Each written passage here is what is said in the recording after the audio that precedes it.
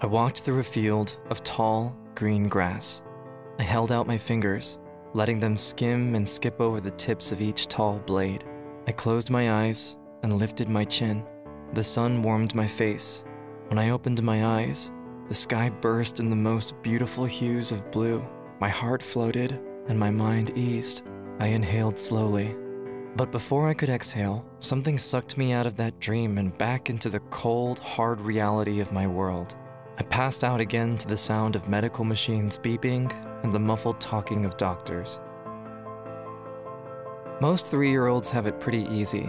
Food to eat, toys to play with, stories to read to you before bed. The world is one big, big place filled with parents and siblings and friends. Most of us can't remember much from when we were 3, but in most of those memories, we're pretty darn happy. But for me, it was different. I always seemed to have the flu or some symptom of some other common colds. But this time, my sickness affected me worse than normal. It got so bad that one night my parents drove me to the hospital. That day, the doctors diagnosed me with stage 3 leukemia. They looked at my parents and said, "It's unlikely your son will live much longer." At 3 years old, your brain is so busy learning so many things: language, sights, sounds, smells. Your brain is taking in a lot of information and your synapses are firing. But at 3 years old, you don't really understand the larger world around you, and you certainly don't have deeper questions like, what happens when you don't live anymore? So, I don't think I really understood what I was being told when the doctors and my parents tried to explain leukemia to me. My parents, on the other hand, were not so lucky.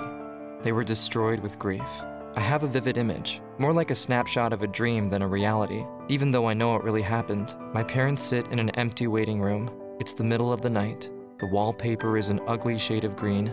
There are magazines on the table and colorful kids' toys. My parents sob uncontrollably, looking up to the doctor in his white coat. What I know now is this: we have white cells that are your body's soldiers that fight off disease. Leukemia causes white cells to multiply uncontrollably, which are not able to fight infections and even prevent the healthy soldiers from doing so. Any minor sickness would affect me. What I knew then was this: it hurt so bad that I wanted to scream. I didn't feel good at all, and my mom's hugs and my dad's bedtime stories didn't really make me feel any better.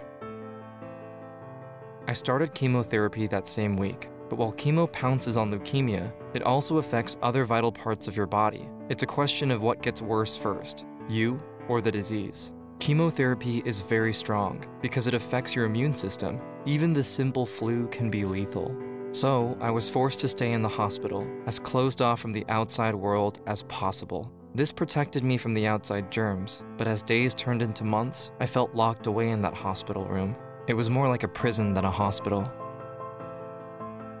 The 5-year survival rate for leukemia is about 61%, which are pretty decent odds. But over the next 2 years, the chemo wiped me out completely. I was barely moving while I fought the disease, and my body fought to live. But in 2006, I finally left this world. At just 5 years old, my soul left this mad world. I woke up in a field of tall, green grass. Those warm arms wrapped around me in the most comforting hug imaginable. I could feel the arms' gentle caress. I felt peace. I looked up into the sky and took in all the hues. Suddenly, I felt a jolt, and something sucked the warmth away and pulled me back into reality.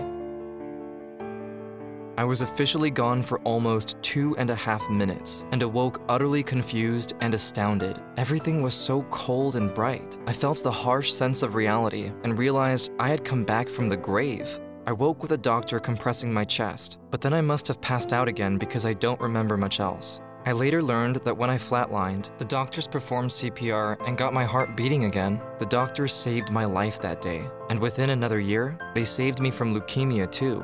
I was released from the hospital a healthy, young little man, but my fight with leukemia left scars, both mental and physical. My fight is still not over, even today. Because leukemia affects so much of the body and mind, it often causes problems after leukemia itself is done. The range of effects are huge, from physical issues like infertility and increased risks of other problems, to mental issues and poor study skills, sometimes called chemo brain. even to social issues like denial of health insurance. For me personally, it took years of slow and tiring physical therapy, but I was finally able to walk and run and play with my friends. I have muscle and bone density problems. That means a simple fall and I might end up back in a hospital bed. I'm smaller than most people my age, and my lung capacity is lower than others too. My back and much of my entire body has been weakened by the medicines that saved my life. In school, I have a bit of chemo brain, but I don't struggle too much. I have to go in for regular doctor visits, and I'm always a bit paranoid I have another problem, even when I know I don't. All in all though, I think I have it pretty light compared to others. The hardest part of recovery was more psychological. I found myself hating the world for a long time. I could not understand why I survived only to spend years watching my friends run and play, knowing I'd be seriously risking my health if I played like that, like a normal child. I was given perspective though. Most people will never understand, and I felt things that others should never have to feel. A grieving family, a broken body, and a twisted mind. But I was also given the opportunity to see things I wish more people could see. That green grass, that warm sun. I can still see, still feel the warm arms wrapping around me and that sense of true, internal peace. I'm happy to be alive, don't get me wrong. It's nice to know what I have to look forward to after life. I am now 18 years old. I run track with my friends and I am as healthy as ever. I still go back to the hospital every year to get checked and to revisit my past. My family has been through hell and back, and we have all learned that if life throws an obstacle your way, don't let it stop you. Just leap past it and move onwards into the future. In several studies, survivors of childhood leukemia have reported that they feel happy and fulfilled in their life, sometimes even more than people that have never been ill.